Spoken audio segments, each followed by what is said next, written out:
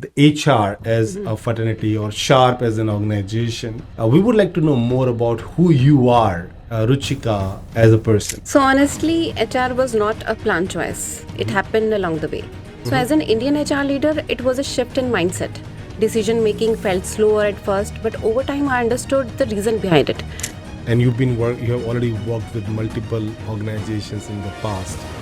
How do you see or define the work culture in Sharp, and what difference that you see from the companies that you have worked in the past? People listen, how disagreements are handled, how hierarchy is respected without being misused. It is a culture of consistency. Sometimes it is very, very tough. So it's about balance. A people first approach doesn't mean avoiding tough decisions. It means handling them with honesty, empathy, and fairness. If a decision is respectful and transparent, it helps maintain trust even in difficult situations. That's the balance I try to maintain. Gen Zs are good, some says no, they are not that great for the workforce. What is your own personal opinion about Gen Zs? And I don't know whether you have kids that are in Gen Zs, but what's your own personal opinion on Gen Zs? And also in your if you look at your own social media, right, you participate in a lot of competitions that are really very hard to crack, and as a woman it's really powerful. What will be your message to our audience from the personal branding perspective, like how important it is? And First and the last thing is self love.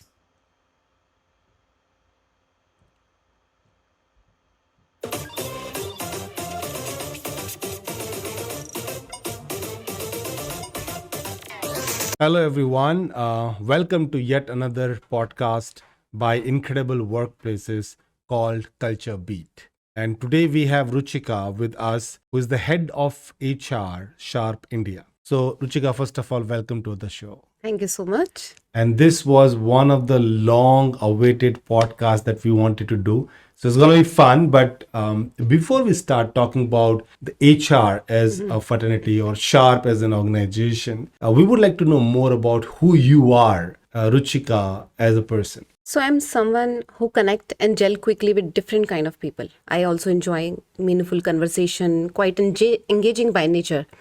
So honestly, HR is not just what I do professionally, it is an extension of who I am as a person. Awesome. So when I think about a lot of HR professionals that are basically nowadays are at the very prominent and leadership position in HR itself, I have observed that not many of them are in the beginning were thinking about doing HR as their true professional. Are you also an accidental HR, or you actually thought of choosing this career? So honestly, HR was not a planned choice. It happened along the way. I realized early on that I enjoy working with people and understanding their concerns, which naturally drew me to HR. So what made me to stay is the impact that you are not just managing process, you are shaping people, experience and culture. That sense of responsibility keeps me motivated. Awesome. So when you look back your HR journey, right? Do you remember any moment that changed your perception about people and the leadership today? Many moments are there. Okay. So there have been a few defining moments, but one that stand out is handling a difficult people decision where business needs and employee expectation were not aligned. It taught me that HR leadership is not about choosing sides, but about being fair and transparent. That experience shaped my belief that trust is built in how you handle difficult situations. Got your point. So now because one, of course, HR is a very difficult job itself. And the same time, you're basically working in a Japanese company.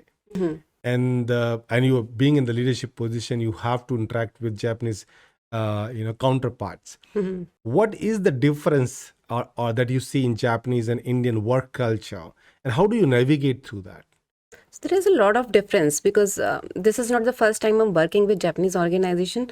Earlier to that, also I worked with Koreans, Japanese, and Chinese, Okay. and I worked with the Indian organization too. So as an Indian HR leader, it was a shift in mindset.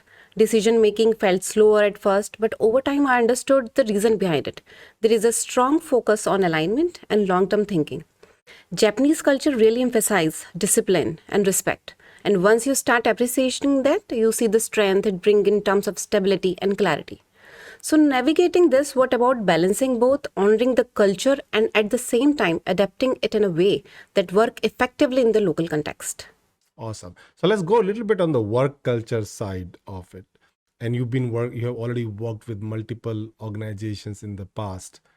How do you see or define the work culture in Sharp, and what difference that you see from the companies that you have worked in the past? So, at Sharp India, the culture is built on respect, trust, and consistency. It may not be loud, but is strongly reflected in everyday behavior. How people collaborate and take responsibility, what makes it different is not what we say, but how consistently we practice it. So I just give you some example, a very simple example. In many organizations, respect is value written on the wall.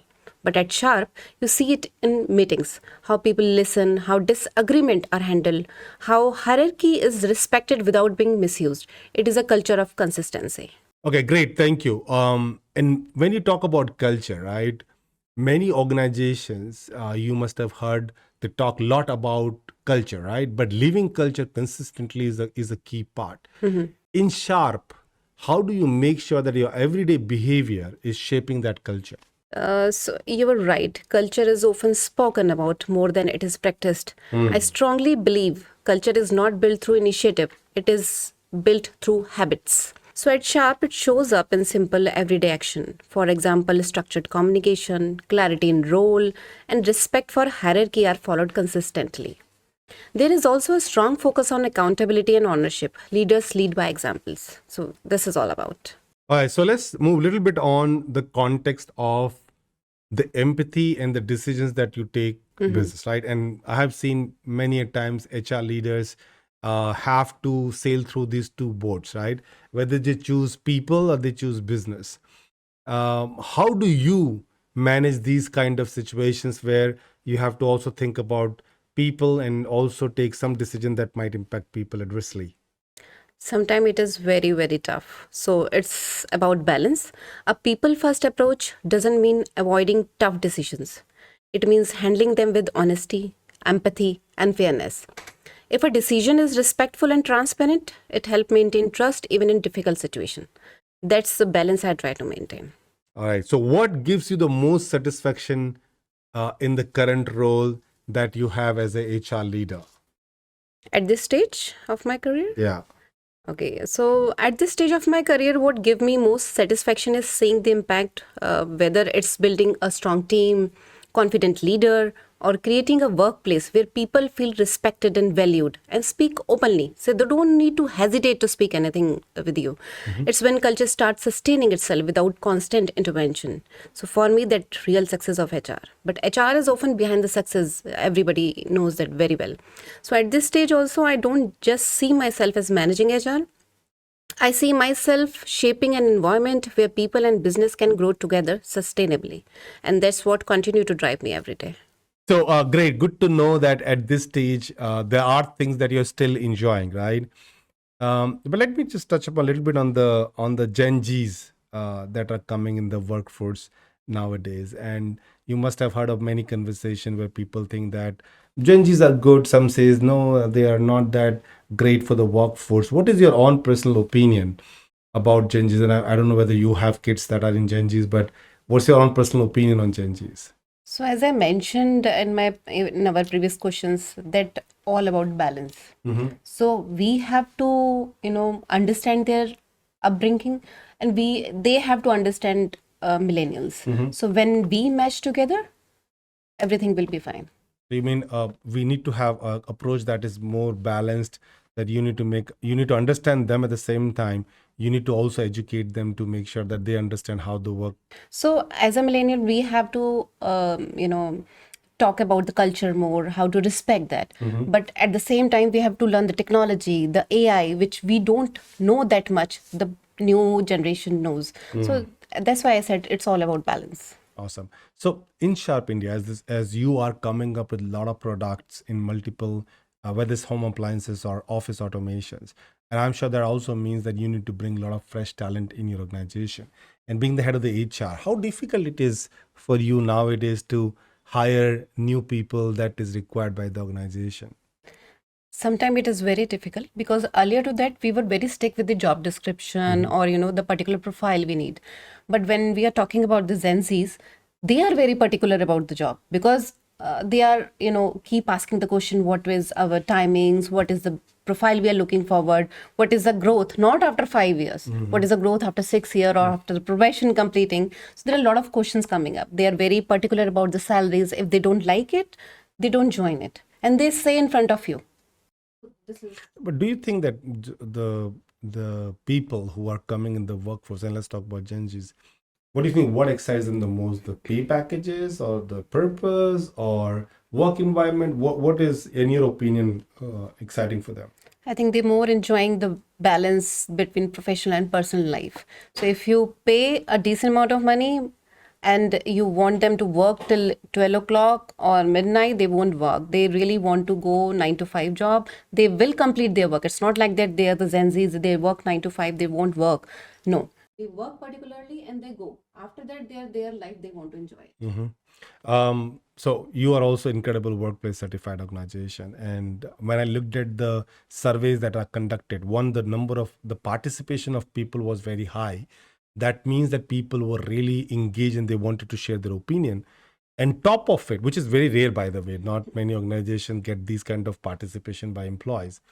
But the second part was that even people highly ranked the culture and all the 5 key elements of Pulse framework that we follow. And one of that framework was about the development of people, like the investment of organizations, the development of people. What are some of the things that Sharp does to make sure that the people are learning every single day, they're learning skills, developing? What are those things, initiatives that you take in Sharp? So there are a couple of points which I would like to highlight. First of all, thank you so much for giving this opportunity to us to have an incredible workplace certificate, because the way you design the questions. So I have gone through each and everything and I have communicated in the way to all the employees that this is anonymously, your name will not disclose to anyone and you are free to give your feedback. So it's not like that we pressurize something. So that is the one thing. And best thing is 98% people has participated in this survey. And I was not expected that kind of result we will having, and I was very surprising to see that. And as you're talking about the trainings you are providing or how you recognize, right? So we have a kickoff meetings half yearly where we recognize our people. They know what they have done in the past 6 years and what they want, in the past 6 months and what they need to do in the next 6 months. So we appreciating that. We are giving trainings time to time. So not only we stick with the soft skills, we are also providing training for the products, what we have. So not only for the particular department, we try to provide that kind of training to all over, whether it's a common function, HR, IT, accounts. So everybody know what is our product, what kind of range we have, how can we sell. Because once you join the company, you are a sale person, So everybody has to train in that way. No, great. And one thing I would like to touch upon, and especially for an audience, is I'm a big fan of personal branding, and you are a great example that you're so active in HR fraternity, right? You go there, visit, participate in conferences as speakers, and also in your if you look at your own social media, right? You participate in a lot of competitions that are really very hard to crack, and as a woman, it's really powerful. What will be your message to our audience from the personal branding perspective, like how important it is, and your own experience of building that personal? How did you build that? What do you do to build that? Is if you can share those best practice or tips and tricks with our audience, that will be awesome. First and the last thing is self-love. That is most important. If you love yourself, then you love everything. So follow your passion, loving yourself, that is most important. When you start doing this, you will love your job too, you love your family too. So the way I've handled all these things, because I started loving myself, so I started following my passion and I achieved what I wanted to do it. Awesome. I really wanted to convey this message to all the ladies, especially to the ladies, as we celebrated Women's Day recently. So what I really would like to convey, that live your life. It's not like that after marriage your life is finished. No, age is just a number. So you can enjoy your life at any stage of your life. So you can enjoy. Awesome. You recently won a woman pageant, right? Would like to talk about that and share your experience, how it was it, and how was the journey, and what did you learn from there? It was an awesome journey. Awesome. It's like that a dream come true. So when I was in 10th standard, I think at that time Aishwarya Rai has won. So at that Nice. time I was thinking to go for Miss India, but I didn't get a chance to go it. But after that, I thought I realized now my kids has been grown up and now I'm doing professionally good. Let's try again. So I just got to know that Mrs. India pageant has been going on and let's apply for this.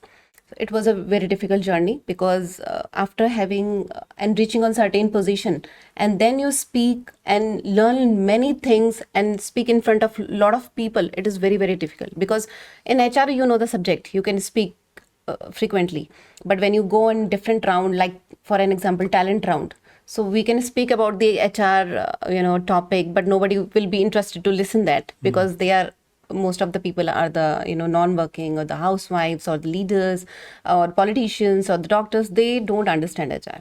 So what I do, I just started working on my other skills which I don't know I was having. And that is the best part. I participated in the talent round and I learned semi-classical dance. And then I find it, okay, this is the skills I have, which I can learn it. So, a lot of things you can learn, discipline, respect at that age point of time. So these are the things which is good.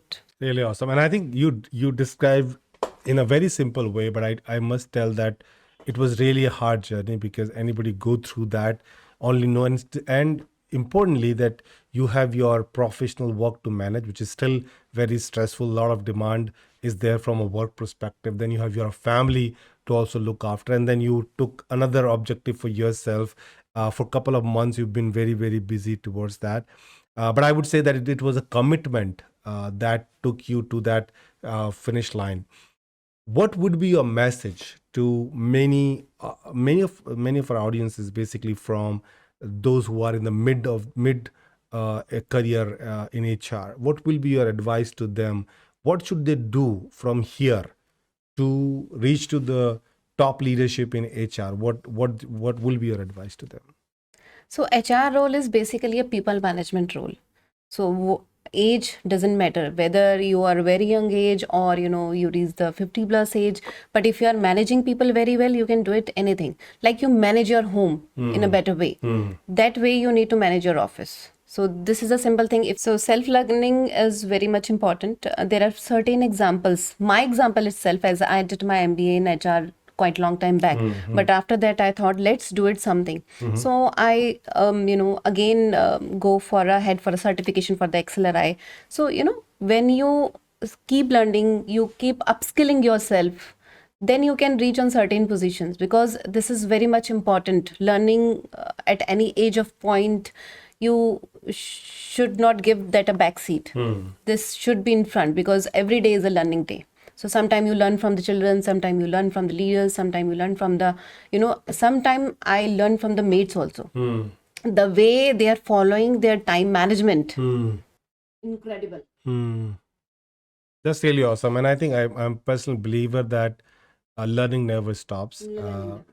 We see a lot of changes, the way the businesses are run, the way technology is coming and shaping our life. We are dealing with our kids, and of course there are different ball game altogether. So you need to constantly learn. And I think that's a great message for all the young HR managers who are really looking forward to be leader. There's no shortcut, and they need to go through this journey and enjoy that. Yeah, there is no shortcut. And as mentioned, self-learning, upskilling is very much important. Day by day, you have to learn few things, read books. Current affair is very much important, because somewhere, you have to update yourself. A lot of things has been going on.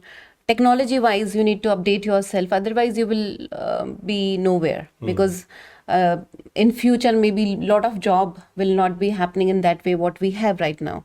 So definitely you have to update yourself time to time. Awesome. Thank you, Ruchika, for giving your time and candidly answering all the questions that we asked from you, and really appreciate it. Thank you so much. Thank you.